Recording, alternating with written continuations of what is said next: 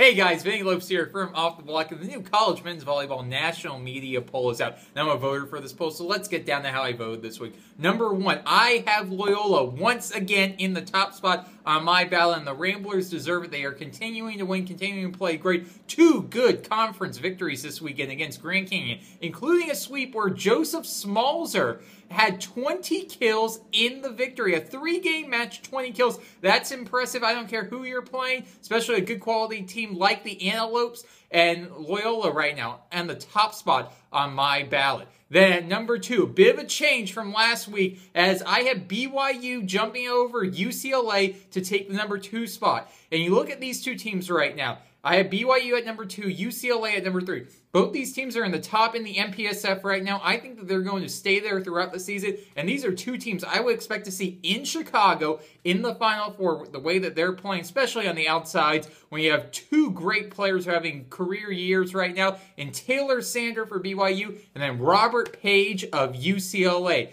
So very interesting to see what happens in that MPSF race moving forward. Now, at number 4 on my ballot, I have Penn State. Yes, I have the Nittany Lions at number 4. A little higher than most voters. And a lot of people are going to say, why do you have the Nittany Lions that high? They're on a 10-match winning streak, but who have they beat? Very fair point. Very fair point. Quality of wins might not be there as among some of the other top 5 contending teams. But here's my big question is, you look at, yes, question, who have they beat? My question is, who have they lost to? They only have 2 great quality losses right now. They're only 2 on the season. 1 to Hawaii on the road. No shame going to the islands and losing to the Rainbow Warriors. And then you look at their other loss, a 5-game, 15-13 Game 5 loss against UCLA. That is a quality, impressive loss at the beginning of the season. So Nittany Lions, they're going to continue to win, and it's going to be very interesting in the upcoming weeks to see what happens with the Nittany Lions as they continue to move and they continue to get wins. And when they go out on their West Coast road trip in a couple weeks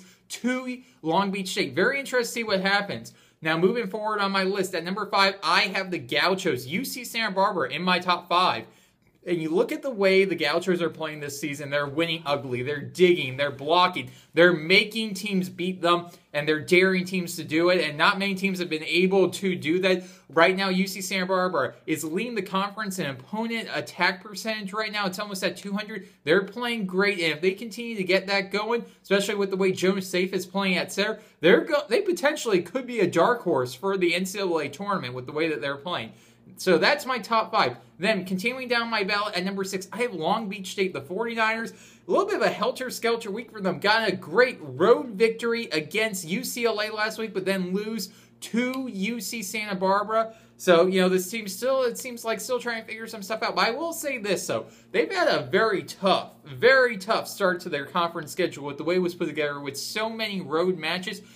Now that they got a little bit of breather, they're getting some more home matches, they're going to improve upon their record, and I expect for them to move up in the standings here in the next couple weeks. So that's number 6 and number 7. I have Pepperdine, the Waves, had a tough loss this weekend, but they're going to bounce back. Josh Taylor is still playing great. They have a good offense. They have one of the best blocking teams in the nation. They're going to be in contention throughout the rest of the season. So I have Pepperdine at number 7. At number 8, I have Lewis. The the Flyers are continuing to play well, got a good conference victory on the road against Ohio State. They're going to be in the mix. And I will say this, I said it last week, you have to continue to look at Lewis as a potential candidate for that second at-large bid. Especially if they continue to rack up the victories, they're going to have an impressive enough resume to where they're going to be in contention. So very interesting for West Coast fans to start paying attention to. Pay attention to Lewis, because if you're a West Coast fan, you need for Lewis to lose some conference matches to opponents besides Loyola. And I don't know if that's going to happen. It could happen, likely will happen. The MIVA is very deep this year.